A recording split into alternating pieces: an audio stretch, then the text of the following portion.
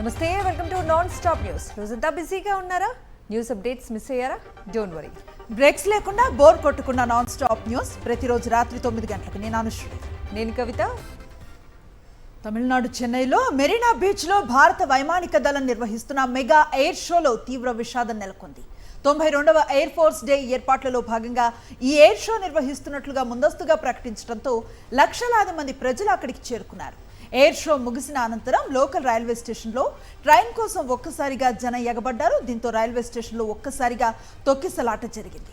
ఈ ప్రమాదంలో 100 మందికి పైగా గాయాలు కాగా 10 మంది సొమ్మసిల్లి పడిపోయారు. అలాగే తీవ్రంగా గాయాలు కావడంతో 4 మృతి చెందినట్లు తెలుస్తోంది. రద్దీ ఎక్కువగా ఉండటం, వాతావరణంలో అధిక వేడిమి, ఉక్కపోత కారణంగా సందర్శకుల్లో కొందరు సొమ్మసిల్లి పడిపోయారు. ఈ క్రమంలోనే తొక్కిసలాట జరిగినట్లు అధికారులు వెల్లడించారు.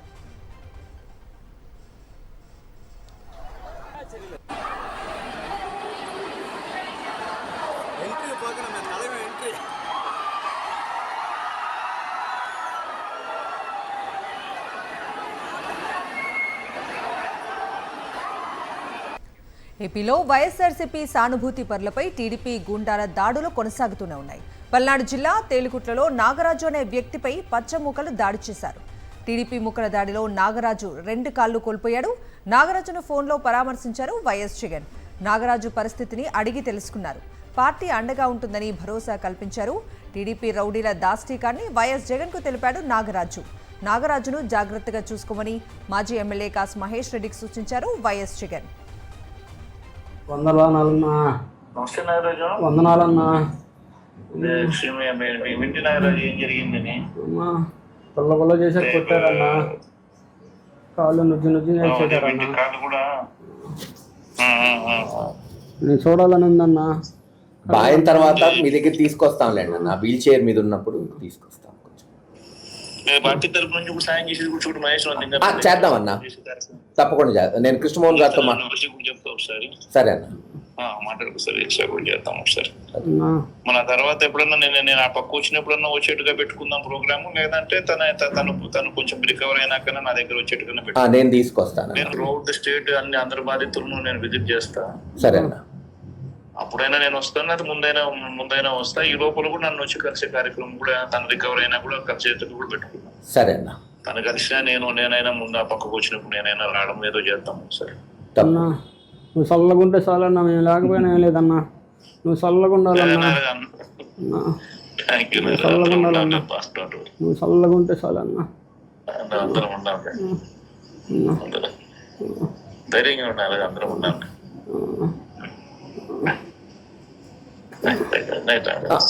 ఉంటానన్నా. నేను టచ్ లో ఉంటానన్నా. టీడీపీ నేతల దాడిలో హత్యకు గురైన రేపల్లె నియోజకవర్గ వైఎస్ఆర్సీపీ కార్యకర్త భూషయ్య మృతదేహానికి గుంటూరు మార్చరీలో నివాళులు అర్పించారు మాజీ మంత్రి మేరుగు నాగార్జున. కుటుంబ సభ్యులను పరామర్శించారు. తమకు అడ్డొస్తాడనే పథకం ప్రకారం టీడీపీ నేతలు ఆయన్ను హత్య చేశారన్నారు. భూషయ్య కుటుంబానికి వైఎస్ఆర్సీపీ అండగా ఉంటుందని చెప్పారు. ఈ హత్యలన్నింటికీ చంద్రబాబు నాయుడే బాధ్యత వహించాలన్నారు మేరుగు నాగార్జున. నిజంగా తెలుగుదేశం పార్టీ అధికారంలోకి వచ్చిన తర్వాత బలమైనటువంటి కార్యకర్తలను మొట్టుబెట్టాలని ఒక ఆలోచనతోనే పరిపాలన జరుగుతూ ఉందని చెప్పడానికి మా భూషయ్య గారి మీద జరిగినటువంటి ఈ దాడి, ఈ హత్య పూర్తిగా చంద్రబాబు నాయుడు గారు బాధ్యత వహించాలి. జగన్మోహన్ రెడ్డి గారు జెండా మోసారని చెప్పేసి ఆ కుట్రతో తీసుకొని వెళ్ళి రాబోయే రోజులు కూడా అడ్డొస్తాడని, ఏ చిన్న యాక్టివిటీ చేసినా నువ్వు వైఎస్ఆర్ కాంగ్రెస్ పార్టీ అని ఇంతకుముందే మా భూషయ్య గారిని వారి మీద గొడవలు పట్టడం కూడా జరిగిందంట. కూటమి పాలనపై చంద్రబాబు ఊసరవెల్లి రాజకీయాలపై తనదైన శైలిలో విమర్శలతో విరుచుకుపడుతున్నారు వైఎస్ఆర్సీపీ ఎంపీ విజయసాయిరెడ్డి. ఎక్స్లో మరో పోస్ట్ చేశారు. ఆ పోస్ట్లో చంద్రబాబు ఊసరవెల్లి రాజకీయాలను ఎండగట్టారు. సీఎం చంద్రబాబు మనోగతం అంటూ ఆయన చేసిన ట్వీట్ చర్చనీయాంశమైంది. రంజాన్, మిలాదున్నబీ అయిపోయాయి, దసరా అయిపోతోంది, అర్జెంటుగా బైబిల్ కావాలి, ఎక్కడ దొరుకుతుంది ఫ్రెండ్స్, క్రిస్మస్ వస్తుందిగా, వేషం మార్చాలి, ఊసరవెల్లి రాజకీయాలు అంటూ ఎంపీ విజయసాయిరెడ్డి పోస్ట్ చేశారు.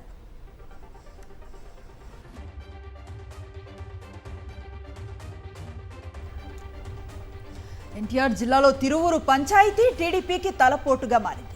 టీడీపీ అధిష్టానం బుజ్జగింపులు తిరువూరులో పనిచేయటం లేదు. కొలికిపూడి వ్యతిరేక వర్గీయులతో కేసినేని చిన్ని, వర్ల రామయ్య భేటీ అయ్యారు. ఎమ్మెల్యే కొలికిపూడి మాకు వద్దంటూ కార్యకర్తలు ఆందోళన చేపట్టారు. టీడీపీ పెద్దల సమక్షంలోనే తీవ్ర స్థాయిలో గళమెత్తారు కార్యకర్తలు. ఎమ్మెల్యేను నియంత్రించేందుకు కమిటీ వేస్తామని హామీ ఇచ్చారు కేసినేని చిన్ని. కొలికపూడి నాయకత్వంలో పని చేయలేమని తేల్చి చెప్పారు తిరువూరు టీడీపీ శ్రేణులు.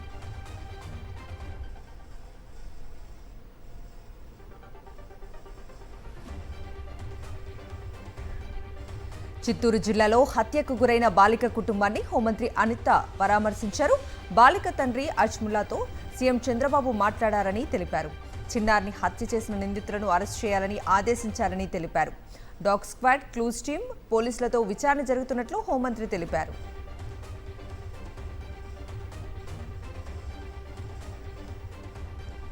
పుంగనూరు బాలిక హత్య కేసులో పురోగతి లేదన్నారు వైఎస్ఆర్సీపీ రాష్ట్ర మహిళా అధ్యక్షురాలు వరదు కళ్యాణి. వారం రోజులు గడిచినా ప్రభుత్వంలో చలనం లేదన్నారు. వారం రోజుల పాటు మంత్రులు ఏం చేశారని నిలదీశారు వరదు కళ్యాణి. కూటమి పాలనలో పోలీసు వ్యవస్థ నిర్వీర్యం అయిందని మండిపడ్డారు వరదు కళ్యాణి. ఈ ముస్లిం బాలిక హత్య జరిగాక జగన్మోహన్ రెడ్డి గారు 9వ తేదీ ఆ కుటుంబానికి పరామర్శ చేయడానికి పర్యటన ఖరారయ్యాక హోటాహోటిగా ఈరోజు 3 మంత్రులు వెళ్ళి ఆ కుటుంబానికి పరామర్శ చేయడం జరిగింది. అసలు ఇన్ని రోజులు, ఈ వారం రోజుల్లో వీళ్ళకి అసలు కనీసం వెళ్ళాలి అనే ఐడియా కూడా రాలేదు. అంటే మీ బాధ్యత, ఇలాంటి సంఘటనలు పదే పదే పునరావృతం అవుతున్నాయి ఈ రాష్ట్రంలో తీసుకుంటే. ఈ కూటమి ప్రభుత్వం అధికారంలో వచ్చి 4 నెలలు కావస్తూ ఉంది. రోజుకొక హత్య, రోజుకొక అత్యాచారం జరుగుతూ ఉన్న పరిస్థితి రాష్ట్రంలో కనిపిస్తూ ఉంది. ఇటీవల విజయవాడ వరద బాధితుల కోసం చంద్రబాబు ప్రభుత్వం చేసిన ఖర్చులో భారీగా అవినీతి ఆరోపణలు వెల్లువెత్తుతున్నాయి. వరద బాధితులకు ఇచ్చిన విరాళాలన్నీ ఖర్చయినట్లు లెక్క సెట్ చేసేసింది ఏపీ ప్రభుత్వం. ఒక కోవత్తులు, అగ్గిపెట్టెలకే 23 కోట్లు ఖర్చయినట్లు రాసేసింది చంద్రబాబు ప్రభుత్వం. ఒక్కో భోజనానికి 264 రూపాయల చొప్పున వరద బాధితుల భోజనాల కోసం ఏకంగా 368 కోట్ల 18 లక్షలు ఖర్చయినట్లు రాసేశారు. పులిహోర, సాంబార్ రైస్, వెజ్ బిర్యానీకి భారీ ధర చెల్లించినట్లుగా లెక్కలు వేశారు. వాటర్ బాటిళ్ల కోసం 26 కోట్ల 80 లక్షలు, డ్రోన్ కోసం 2 కోట్లు లెక్క రాశారు. ఆహారం, నీళ్లు, వసతి, పారిశుద్ధ్యం కోసం 534 కోట్లు ఖర్చు చేసినట్లుగా రాసేసింది చంద్రబాబు ప్రభుత్వం. ప్రభుత్వ లెక్కలు ఇలా ఉంటే 10 రోజుల పాటు ఆహారం, నీళ్లు అందక విజయవాడ వరద బాధితులు గగ్గోలు పెట్టారు. ప్రభుత్వం అధికారయుతంగా విడుదల చేసిన సమాచారం ప్రకారమే అగ్గిపెట్టెలు, కొవ్వొత్తులు, తాత్కాలిక జనరేటర్లు, ఇతర మిస్లేనియస్ ఖర్చు అంతా కలిపి 23 కోట్ల 7 లక్షల రూపాయలు వాళ్ళు వ్యయం చేశారు. ముఖ్యమంత్రి గారు అధికార యంత్రాంగం సక్రమంగా వ్యవహరించలేదు, వృధా చేశారు.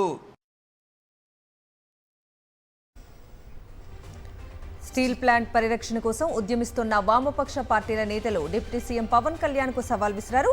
ఎన్నికల్లో ఏపీ ప్రజలు మీకు అనుకూలంగా పెద్ద తీర్పునిచ్చారని, దానికి కృతజ్ఞత చూపించుకోవాలని అన్నారు. లడ్డూ కోసం 11 రోజులు దీక్ష చేసిన పవన్ స్టీల్ ప్లాంట్ కార్మికుల కోసం 11 గంటలు రోడ్డెక్కి దీక్ష చేయాలని డిమాండ్ చేశారు.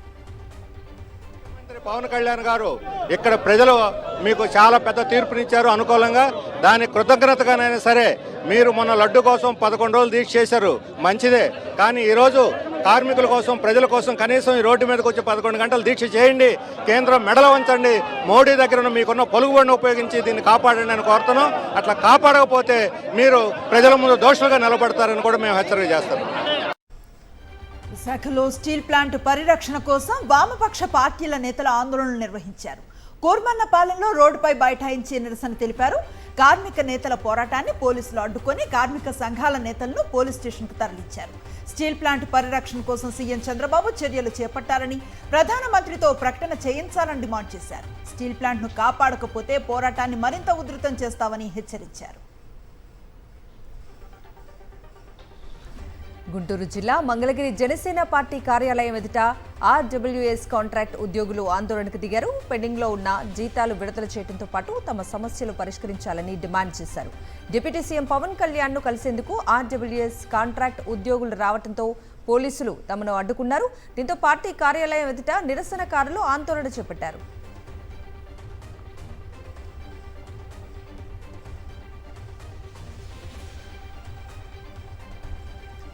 లడ్డూ వ్యవహారంలో చంద్రబాబు, సనాతన ధర్మం పేరుతో పవన్ జగన్ను దెబ్బతీయాలని చూసి బొక్కబోర్లా పడ్డారని మాజీ ఎంపీ హర్షకుమార్ విమర్శించారు.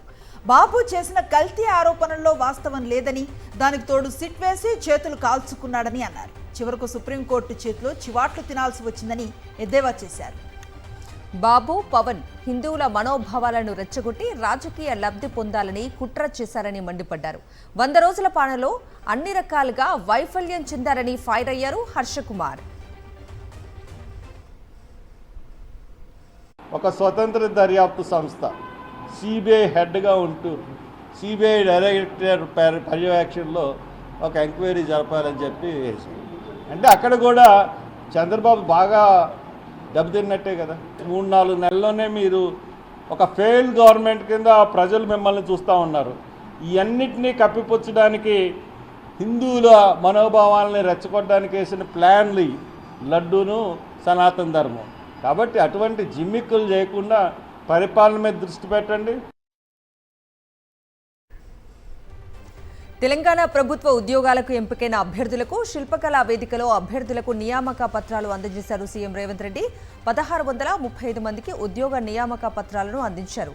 గత ప్రభుత్వంలో ఉద్యోగాలు ఇవ్వలేదని, తమ ప్రభుత్వం ఏర్పడ్డాక 90 రోజుల్లోనే 30,000 ఉద్యోగాలు ఇచ్చామన్నారు సీఎం రేవంత్ రెడ్డి.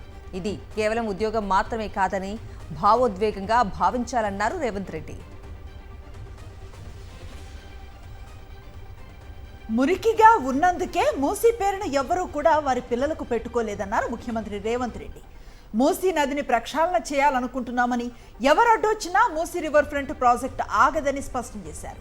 మురికిలో కూరుకుపోయిన మూసీ రివర్ను ఎందుకు అభివృద్ధి చేయొద్దో చెప్పాలని ప్రతిపక్షాలను ప్రశ్నించారు రేవంత్ రెడ్డి.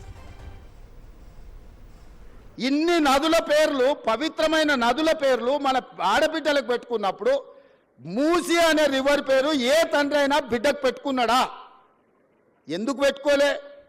ఆ మూసి కంపు కొడుతుంది కాబట్టి, మూసి మురిగిపోయింది కాబట్టి, మూసిలో విషం చిమ్ముతున్నది కాబట్టి, ఆ విషము, ఆ కంపు, ఆ మురికి మా బిడ్డల పేర్లు పెట్టుకోవద్దని తల్లిదండ్రులు ఏదైతే అనుకుంటున్నారో ఆ మూసి మురికిని ప్రక్షాళన చేయాలనుకుంటున్నా నేను. ఆ మూసిని నిర్మాణం చేయాలనుకుంటున్నా నేను. మూసీ విషయంలో తెలంగాణ సీఎం రేవంత్ రెడ్డి తీరును తప్పుబట్టారు మల్కాజ్గిరి ఎంపీ ఈటెల రాజేందర్. మూసీ ప్రక్షాళనకు మీ యాక్షన్ ప్లాన్ ఏంటి, డిపిఆర్ ఉందా అని బహిరంగ లేఖ రాశారు. పట్టా భూములు కొనుక్కొని ఇల్లు కట్టుకుని ఉంటున్న వారిని రివర్ బెడ్ పేరుతో ఖాళీ చేయించడం దుర్మార్గమన్నారు. సబర్మతి ప్రక్షాళనకు 2,000 కోట్లు, నమోగంగా ప్రాజెక్టుకు 12 ఏళ్లలో 22,000 కోట్లు ఖర్చు పెట్టారని పేర్కొన్నారు. కానీ మూసీ ప్రక్షాళనకు 1,50,000 కోట్లు ఎందుకు ఖర్చవుతాయని ప్రశ్నించారు. ఈ ప్రాజెక్ట్ కాంట్రాక్ట్ ఎవరికిచ్చారో సమాధానం చెప్పాలన్నారు ఈటెల రాజేందర్. కాంగ్రెస్ 6 గ్యారంటీలు అమలు చేయాలని, గ్రామ గ్రామాన నిలదీయాలంటూ హరీష్ రావు ట్వీట్ చేశారు. గతేడాది దసరా సందర్భంగా కాంగ్రెస్ గ్యారంటీలను నమ్మి ఓటు వేసిన యువత ఒకసారి ఆలోచించాలన్నారు. కాంగ్రెస్ 6 గ్యారంటీలు అమలు చేయకపోగా రైతు బంధు, రుణమాఫీ హామీలతో రైతులను అడ్డంగా మోసం చేసిందన్నారు.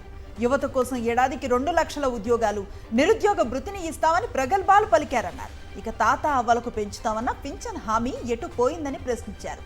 ఈ దసరాకు మీ ఊళ్ళకు వస్తున్న కుటుంబ సభ్యులు, స్నేహితులతో అలాయ్ బలాయ్ తీసుకుంటూ కాంగ్రెస్ చేసిన మోసాల గురించి చర్చించాలంటూ పిలుపునిచ్చారు హరీష్ రావు.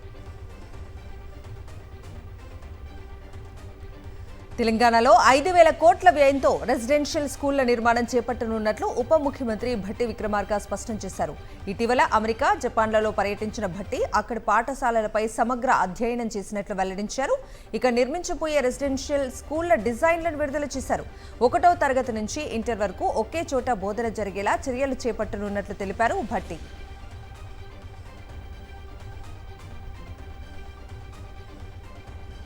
నేను చెప్తాను చాలా సగౌరవంగా, మా పిల్లల కోసం ఈరోజు ఈ సంవత్సరం 5,000 కోట్ల రూపాయలని ఈ ఇంటిగ్రేటెడ్ రెసిడెన్షియల్ స్కూల్స్ కట్టడానికి ఇన్ఫ్రాస్ట్రక్చర్ డెవలప్ చేసి మంచి అద్భుతమైనటువంటి ఇంటర్నేషనల్ స్టాండర్డ్స్లో, అంటే ఆ స్కూల్స్ అన్నీ కూడా కట్టేవి కూడా ప్రతిదీ కూలంకషంగా లోతుగా అధ్యయనం చేసి ప్రతి సైట్ దగ్గర రేపు 11వ తారీఖు నాడు సాధ్యమైనంత మేరకు ఆ స్కూల్స్కి ఫౌండేషన్స్ వేయాలని చెప్పేసి చాలా శాంక్షన్ చేశాం, ముందుకు పోతా ఉన్నాం. రాష్ట్రంలో డిప్యూటీ కలెక్టర్లు, రెవెన్యూ శాఖ అధికారులతో విస్తృత స్థాయి సమావేశం నిర్వహించనున్నారు. మంత్రి పొంగులేటి శ్రీనివాసరెడ్డి రాబోయే రోజుల్లో ROR 2024 చట్టాన్ని తీసుకురాబోతున్నట్లుగా తెలిపారు. గత 10 ఏళ్లుగా అనేక మంది భూమి ఉన్న రైతులు ఇబ్బంది పడ్డారని ఆవేదన వ్యక్తం చేశారు. ఈ చట్టం దేశంలో ఆదర్శంగా ఉండబోతుందన్నారు మంత్రి పొంగులేటి శ్రీనివాసరెడ్డి. కొద్ది రోజుల్లో ROR చట్టం 2024 చట్టాన్ని తీసుకురాబోతున్నాము. ఆ చట్టంతో గడిచిన 10 సంవత్సరాలలో తెలంగాణ రాష్ట్రంలో అనేక మంది భూమున్న ఆసాములు పడ్డ ఇబ్బందులు, కష్టాలు, నష్టాలు అన్నిటినీ సవరిస్తూ ఈ కొత్త చట్టం ఒక తెలంగాణ రాష్ట్రానికే కాదు, రేపు ఈ చట్టం యావత్ భారతదేశానికి ఒక రోల్ మోడల్ చట్టంగా రాబోతుంది. హైదరాబాద్ నుంచి గోవాకు ప్రత్యేక రైలును ప్రారంభించారు కేంద్ర మంత్రి కిషన్ రెడ్డి. తెలంగాణ, ఏపీ రాష్ట్రాల మీదుగా గోవాకు వెళ్లే రైలును ఆయన జెండా ఊపి ప్రారంభించారు. గతంలో గోవాకు వెళ్లాలంటే టూరిస్టులు తీవ్ర ఇబ్బందులు పడేవారని, ఈ ప్రత్యేక ట్రైన్తో ఆ కష్టాలు పూర్తిగా తొలగిపోనున్నాయని తెలిపారు కిషన్ రెడ్డి.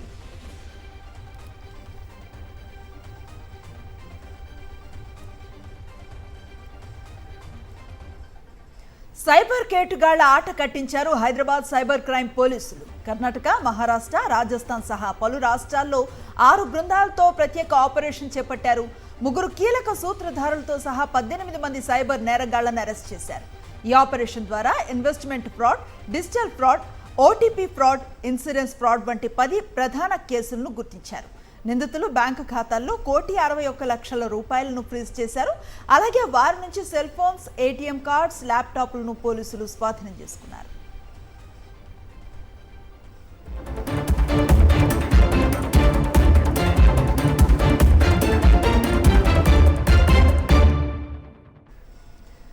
నేషనల్ అప్డేట్ చూద్దాం. ఉత్తరప్రదేశ్ ముఖ్యమంత్రి యోగి ఆదిత్యనాథ్ బ్యాట్ పట్టుకొని క్రికెట్ ఆడారు. లక్నోలో జరుగుతున్న ఆల్ ఇండియా అడ్వకేట్స్ క్రికెట్ టోర్నమెంట్లో కాసేపు సందడి చేశారు. క్రీడాకారుల్లో ఉత్సాహాన్ని నింపారు సీఎం యోగి.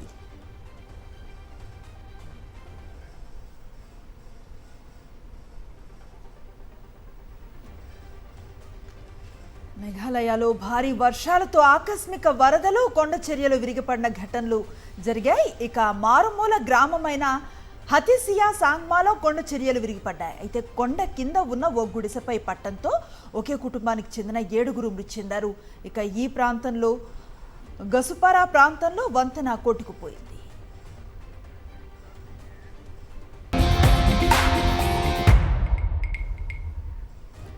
స్పోర్ట్స్ అప్డేట్స్ చూద్దాం. మహిళల T20 వరల్డ్ కప్ 2024లో భారత జట్టు బోణి కొట్టింది. దుబాయ్ వేదికగా పాకిస్తాన్తో జరిగిన మ్యాచ్లో 6 వికెట్ల తేడాతో భారత్ విజయం సాధించింది. దీంతో సెమీస్ ఆశలను ఉమెన్ ఇన్ బ్లూ సజీవంగా ఉంచుకుంది. పాకిస్తాన్ నిర్దేశించిన 106 పరుగుల స్వల్ప లక్ష్యాన్ని 18.5 ఓవర్లలో 4 వికెట్లు కోల్పోయి ఛేదించింది.